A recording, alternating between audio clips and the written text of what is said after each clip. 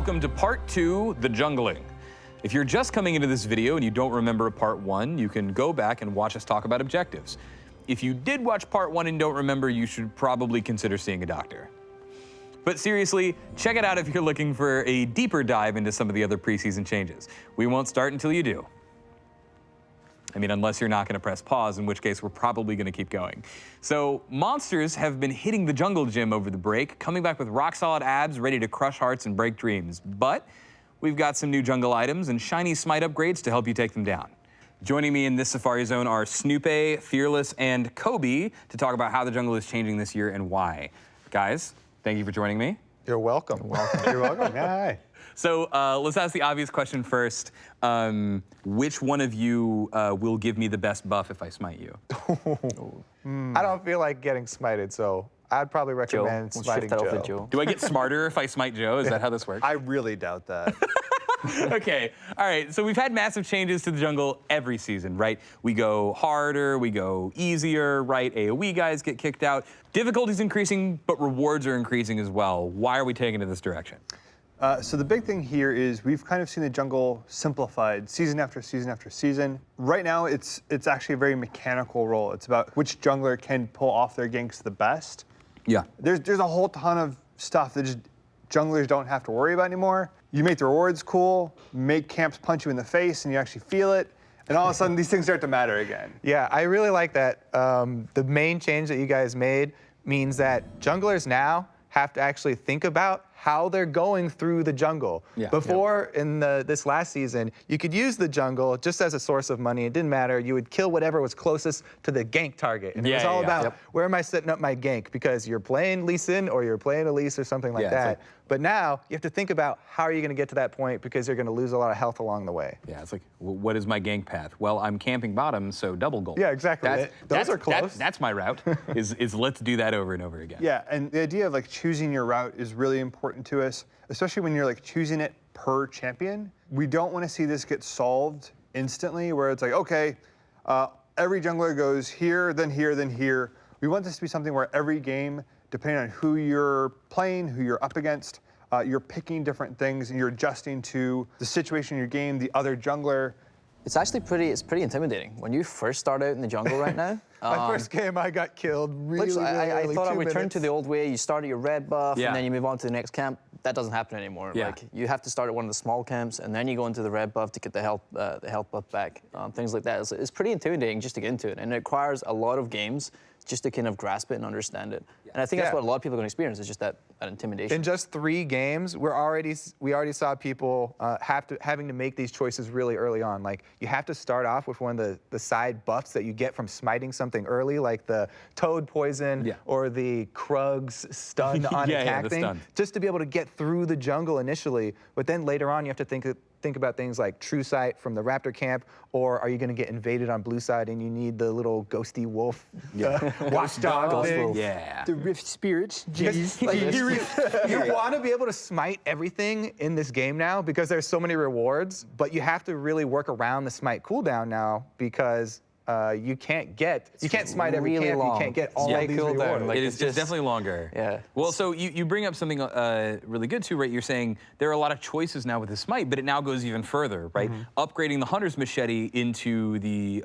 knife, the blade, the trailblazer, and the whatever the hell. I'll learn it at some point. Now, right? Like, your smites change what they do, right? Like, how has your experience been with that? Well, when I went straight into my first game, I was like, oh, I can slow people, be extremely easy to gank them, let's go for this, and I done it. And it was a nice experience. It was rewarding in the sense that I slowed them, it made me close the distance easier on them. But then as I started playing more, I kind of grew in towards the kind of, I should farm more, I should just sit in the jungle early on because it is so beneficial with the AoE clear in the jungle. I thought it was extremely beneficial, and I found myself wanting to stay in the jungle until I got like that power spike at level 6 on whatever jungler I was playing. Sure. And that's the way I found it. I didn't really get to tackle the counter jungling yet. It's going to be a lot more, like I need to play it a lot more and kind of get a lot more games in and understand it, which I think everyone's going to have to do. Like, you go your first game in. I really think that's going to depend on what kind of team you're working with too. Counter jungling has always been a team activity. Yeah. But I think with this patch, you really have to have everybody on board to either protect you or go offensive. You really need to work with your laners. Right. Because if you buy that poaching smite and you are not able to use it in the enemy jungle, you're going to be at a huge disadvantage if the other guy goes Snoopeh's route, like the AoE clearing one that already has a lower cooldown. Snoopeh is going to be hard farming. He's going to be way stronger than you and ahead of you by the time you meet You're going up to walk into the jungle and his camps are going to be gone. You're going to be like, oh, I'm ready to smite this. And he'll have all the money. Yeah. And actually, one thing you need to bear in mind is the respawn time on the camps is a lot longer. So when you're looking to do the poaching and you're looking to go in there, you have to be, it's like, the window to do that is a lot smaller now in a sense because the respawn time is a lot longer. Yeah. It's definitely a higher impact game in both ways. Like, if he gets the counter jungle off, you're having that impact for a much longer window. It's one of the reasons why you might actually do it this season compared to last season. Like, if I'm over there. But you can actually protect yourself against it for also longer windows. The kind of chess game there of trying to figure out where they think they're going to come after you, what you want to do to react to it, that's the really exciting part. That's the fun part. We're hoping to see where people are actually trying to figure each other out, where there's a mental game there that hasn't been there in a while. Yeah, I think that's why we all essentially, not you, Patrick, but why we became we became junglers. I might yet become a jungler. I'm thinking about it. We'll see. This last season, I really missed that poker game of trying to play your opponent and like try and figure out what kind of strategy he's going for. It's like, especially people in the competitive scene, like Snoopeh, that got to know their jungling opponents really well. They could actually tailor what they were going to do in a game around who they were playing and what champion their opponents were using. Specifically, like, I remember back into Season 2, I was playing against Diamond Prox, who basically innovated back in the day. He created the invading strategy where you counter jungle really heavily, and I had to think of a way to punish that. And I knew every single game going into it, I knew he was going to do it. And eventually, I sussed it out. I was like, I'm going to play a jungler that's got crowd control. It's weaker in the 1v1, but it has crowd control.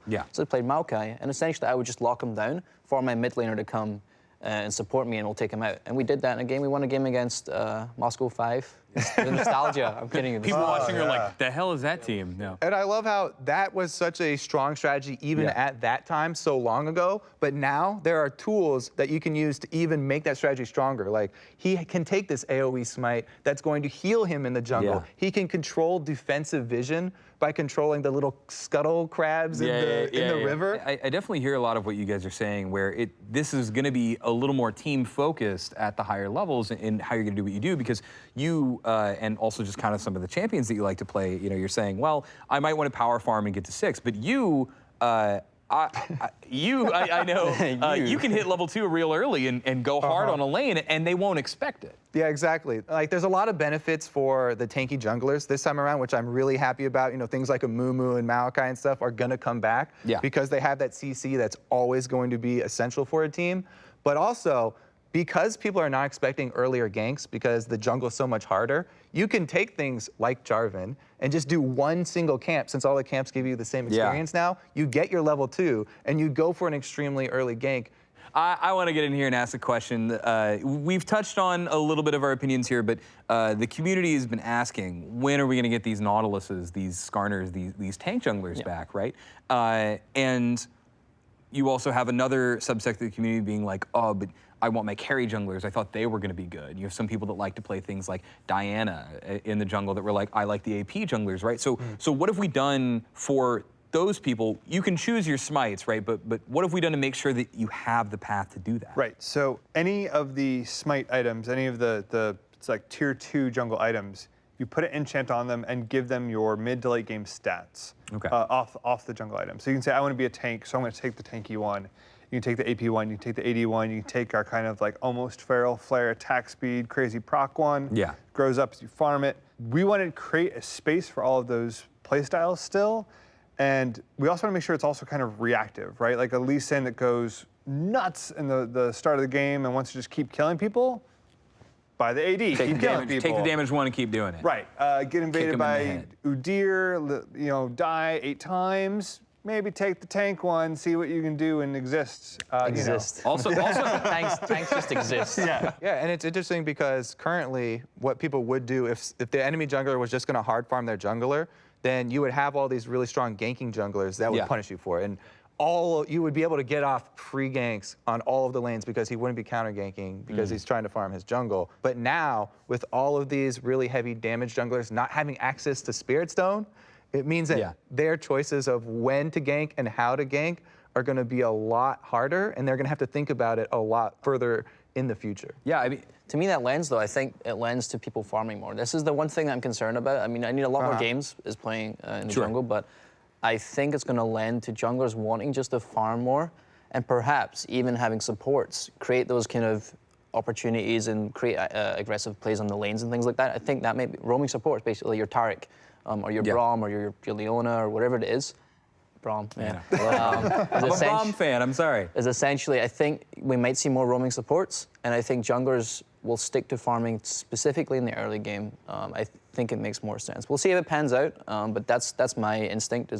I think that comes just from like, for a long time, the jungler has been so powerful, and because of the Spirit Stone items, like, there was never a chance you would find one that was weak or worth fighting. Yeah. By having some points of weakness, the same way that laners are going to have points of weakness, there is a reason to ever invade. It was really just the wrong choice for most of Season 4, almost all the time, unless you had a lot of vision and could set up something really huge. One of the goals was to make windows of vulnerability so we can see some action, so we can see invasion as a real strategy that someone could have. Invasions, roaming supports, this sounds like the kind of world that I want to live in. So hopefully it comes true. Guys, thank you for taking the time out to sit on this couch and exist in nebulous space with me. Anyway, that does it for the rundown. The jungle may be getting harder than that last promo series, but hopefully you're well equipped with knives, sabers, blades, and whatever the hell a trailblazer is. For Fearless, Kobe, Snoopeh, and myself, stay safe and don't die to red buff.